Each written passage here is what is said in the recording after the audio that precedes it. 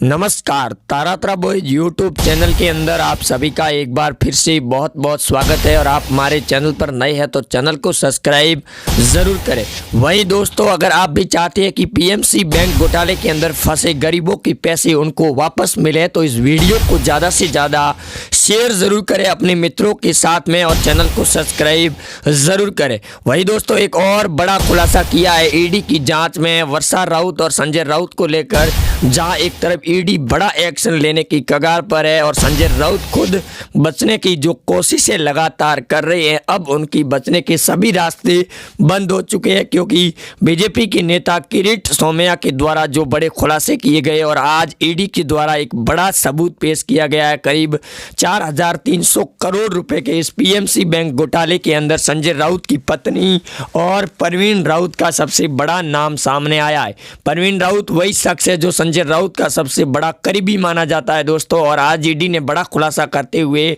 कल ही उनकी करीब 72 करोड़ की संपत्ति को जब्त करके कुर्क कर लिया है। और अब ये बड़ा फैसला लेगी ईडी की टीम की परवीन राउत को अरेस्ट किया जाएगा या फिर नहीं किया जाएगा। अगर परवीन राउत दोस्तों सामने आती है ईडी के तो सबसे बड़ा खुलासा होने की पूरी संभावना जताई जा सकती है, क्योंकि संजय राउत पहले जहां सरकार को आंख दिखा रहे थे और बड़ बोले बयान दे रहे थे, अब वो खुद ब खुद नंगे होते हुए जा रहे हैं, क्योंकि उन्होंने प्रेस कॉन्फ्रेंस करके खुद ये बयान देते हुए कहा था कि वो एक नंगे शिव सैनिक है। और दोस्तों ये बात सही साफ तौर पर उनके ऊपर लागू भी हो रही है कि वो खुद अब जल्द वर्षा राउत अगर बड़ा खुलासा होगा तो वो नंगे खुद ब खुद हो जाएंगे और शिवसेना पार्टी से इस्तीफा देकर एनसीपी पार्टी बड़ा गेम खेल सकती है शरद पवार और उद्धव ठाकरे के खिलाफ में। दूसरी ओर महाराष्ट्र कांग्रेस पार्टी ने बड़ा फैसला और बड़ी चेतावनी दे दी है उद्धव ठाकरे की शिवसेना सरकार को, जिसके बाद में भी काफ़ी हलचलें तेज हो चुकी है।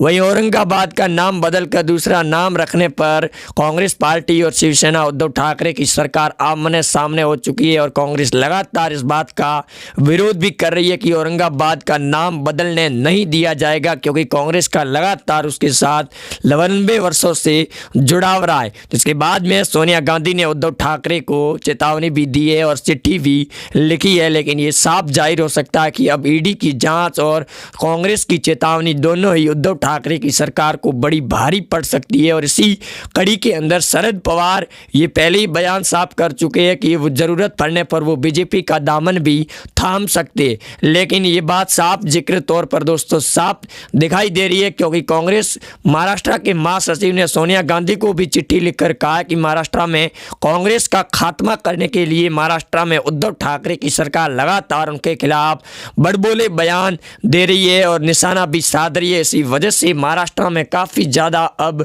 एमवीए गठबंधन में हड़कंप मचने की तैयारियां लागू हो चुकी है। लेकिन दोस्तों उससे पहले ये बड़ी भयंकर न्यूज होगी और सरकार भी इस पर जल्द फैसला लेगी, क्योंकि किरीट सोमैया और देवेंद्र फडणवीस जो महाराष्ट्र के पूर्व सीएम थे, उन्होंने भी बयान देते हुए कहा कि अगर संजय राउत इस पूरे खेल के अंदर उनका नाम नहीं है तो वो डर क्यों रहे हैं, आखिरकार में उनकी हवा टाइट क्यों हो रही है, क्योंकि अब ये साफ है। और उन्होंने किरीट सोमैया के द्वारा ये भी कहा गया है कि संजय राउत का इसमें सबसे बड़ा हाथ होगा करीब 4,300 करोड़ रुपए के इस घोटाले के अंदर, क्योंकि उनकी पत्नी के खिलाफ में एक बड़ा सबूत ईडी कल पेश करने वाली है। इस सबूतों के आधार पर ईडी एक और नए बड़े सिरे पर जांच को आगे पहुंचाएगी इस पीएमसी घोटाले को लेकर, क्योंकि ये कम से कम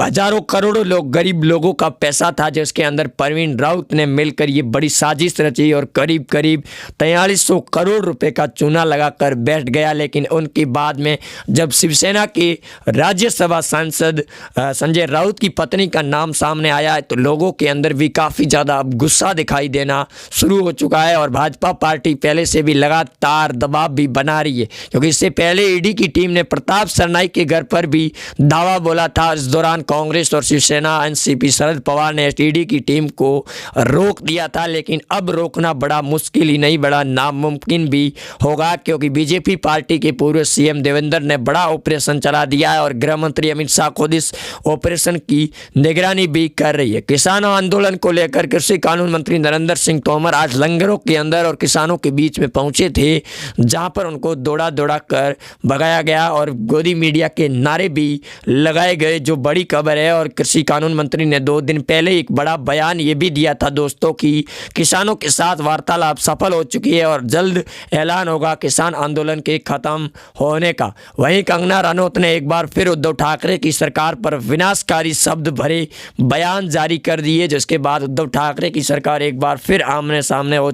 सकती है। लेकिन दोस्तों ये बड़ा इस बार उलटफेर होगा कि एक बार फिर कंगना के इस प्रकार बयान और कटाक्ष पैदा करने के बाद भी संजय राउत अब अपने सामना मुखपत्र के अंदर दो शब्द भी नहीं बोल पाएंगे, क्योंकि वो खुद इतने ज़्यादा अब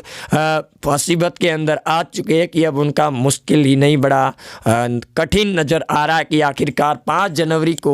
वर्षा राउत जो संजय राउत की पत्नी है उसके साथ ईडी पूछताछ करेगी उन 4300 करोड़ रुपए घोटाले के अंदर, क्योंकि जो 50 लाख रुपए संजय राउत की पत्नी के खाते में भेजे गए थे वो किस वजह से भेजे गए थे और क्या लेना देना था। लेकिन संजय राउत ने ये दावा करते हुए कहा कि ईडी की जांच से पहले ही उन्होंने ये सारे के डारे डाटा और खुलकर इस बात का जिक्र भी किया था और वो पैसे उधार लिए गए थे उनकी पत्नी के पास में। संजय राउत का ये भी कहना है कि उनकी पत्नी एक टीचर है और वो स्कूल के अंदर बच्चों को पढ़ाती है और एक निम्न फैमिली है, लेकिन उसको फंसाने की कोशिश की जा रही है भाजपा पार्टी के द्वारा। उन्होंने ये भी कहा कि जब भी वो भाजपा पार्टी के नेताओं के संपर्क में आते हैं तो उनके साथ में वही एक बात होती है कि आखिरकार में संजय राउत बीच में आ रहे, इसी वजह से ऑपरेशन लगातार नाकाम हो जाता है। लेकिन इस बार संजय राउत को ही रास्ते से हटाना होगा, तब जाकर ऑपरेशन सफल होगा महाराष्ट्र में एमबीए गठबंधन का गिराने का। लेकिन ये बड़ी साफ है।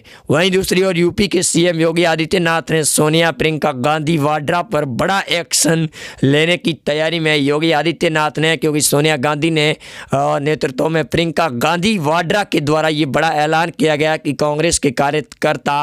महाराष्ट्र के हर घर के और यूपी के हर घर पहुंचेंगे यूपी के अंदर और करीब 5 जनवरी से लगाकर 31 जनवरी तक गांवों के अंदर रहेंगे, वो भी लोगों के बीच में। यूपी के अंदर एक बार फिर कांग्रेस सक्रिय होती हुई नजर आ रही है, लेकिन योगी आदित्यनाथ ने बड़ी वाट और लंका लगाते हुए पूरी तरह से तहस नहस कर दिया है उद्धव ठाकरे की सरकार हो या फिर कांग्रेस पार्टी। शरद पवार अब बड़े चिंतित नजर आ रहे हैं और बड़े धर्म संकट के अंदर है भी, आखिरकार वो करे तो क्या करे, क्योंकि संजय राउत इस्तीफा दे सकते हैं शिवसेना पार्टी से और एनसीपी प्रमुख शरद पवार का दामन थाम सकते हैं नई सरकार बनाने के लिए, क्योंकि शरद पवार भी अब इस दौड़ के अंदर आ चुके हैं कि उद्धव ठाकरे भी अगर ऐसा बड़ा खेल खेल सकते हैं कांग्रेस पार्टी को मिटाने का, तो वो भी शिवसेना के अंदर ही सेंधमारी लगानी शुरू कर दी जाएगी। करीब 17 विधायकों का बड़ा बयान सामने भी आ रहा है और ये दावा भी किया जा रहा है कि वो जल्द बीजेपी पार्टी का दामन थामेंगे और इस दामन के साथ साथ एमवीए गठबंधन में ये बड़ा भूचाल होगा और सरकार भी गिरेगी। परमवीर सिंह और उद्धव ठाकरे ने एक बार फिर सुशांत सिंह राजपूत को लेकर सवाल उठा दिए कि उनकी जांच 100% सही थी, लेकिन कुछ विपक्ष के लोगों ने और सरकार को बदनाम करने के तरीके से उनको सीबीआई को जांच सौंपी गई है। सुशांत सिंह राजपूत को पिछले 9 महीनों से जाँच पड़ताल शुरू है और अभी तक कोई बड़ा खुलासा नहीं हुआ है, क्योंकि सीबीआई की टीम पर भी बीजेपी नेता सुब्रमण्यम स्वामी ने भी ट्वीट करके ये कहा था कि जल्द से जल्द सीबीआई इसका खुलासा करे और सीबीआई ने भी ये बड़ा ट्वीट करते हुए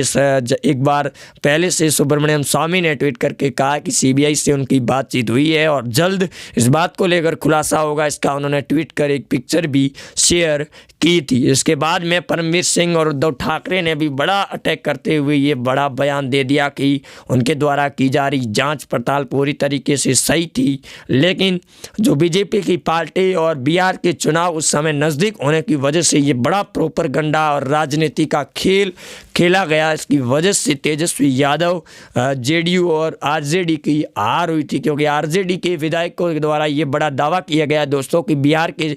नीतीश कुमार सीएम जो एनडीए के साथ में गठबंधन है वो जल्द इस्तीफा देकर आरजेडी का दामन थामेंगे, क्योंकि जेडीयू पार्टी के कम विधायक जीतने के बाद भी बीजेपी पार्टी ने नीतीश कुमार को सीएम बनाने के बाद में एक बड़ा ऑपरेशन चलाकर उनके करीब 25 नेता कहे या फिर उनके कार्यकर्ता या विधायक कहे, वो सारे के सारे पूर्व विधायक बीजेपी का दामन थाम बैठे और भाजपा को ज्वाइन कर लिया और जेडीयू पार्टी को छोड़कर। इसके बाद में अंदरूनी कलह का सबसे बड़ा विस्फोटक खुलासा सामने आया और इसी वजह से एक बार फिर बिहार की राजनीति में संग्राम है और नए साल पर यह बड़ा खुलासा दोस्तों हो सकता है जिसका अंदेशा भी नहीं लगाया जा सकता है। पश्चिमी बंगाल के अंदर ममता बनर्जी को लेकर अब बीजेपी पार्टी पूरी तरीके से सक्रिय हो चुकी है और इस दौरान कई बड़े दावे पेश किए जा रहे हैं। लेकिन ममता बनर्जी ने भी चेतावनी भरे शब्दों में कहा कि अगर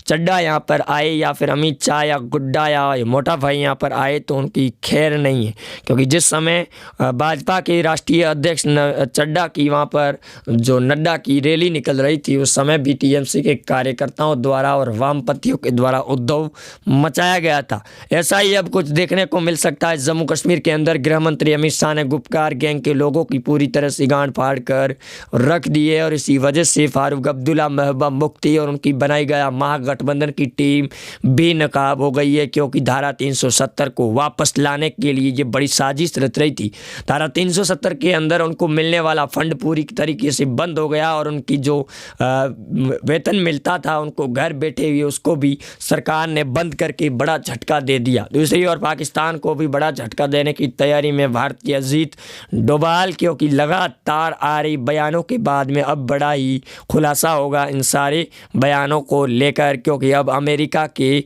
नवनिर्वाचित जॉन बाइडेन 20 जनवरी को भी शपथ लेंगे राष्ट्रपति की, जिसके बाद में वो बड़ा एक्शन लेंगे भारत के साथ में मैत्रीपूर्ण संबंध दिखाकर। दूसरी ओर पूर्व सीएम ने भी बड़ा खुलासा करते हुए भी कहा है और गृह मंत्री अमित शाह के साथ पीएम मोदी ने भी ये दावा करते हुए कहा कि आने वाले समय में भारत एक बड़ा विश्व गुरु बनकर सामने आएगा और मोदी के होते हुए किसी को चिंता करने की कोई ज़रूरत भी नहीं है। लेकिन जो 2020 का साल दोस्तों बीता है वो बड़े ही कष्टदायक रहा है, लेकिन पीएम मोदी ने लोगों से साथ मिलकर जो काम किया है बीजेपी सरकार ने, उसके बाद में पूरी तरीके से कांग्रेस और विपक्ष के लोगों की लंका लग चुकी है और इसी वजह से जलते हुए दिखाई भी दे रही है। सोनिया गांधी ने पहले से भी हार मानकर राहुल गांधी को इटली भेज दिया कि तुम्हारा यहाँ पर बेटा अब दाल गलने वाली नहीं है। वहीं आप जुड़े रहेंगे हमारे साथ, चैनल को सब्सक्राइब कर दे। जय हिंद, वंदे।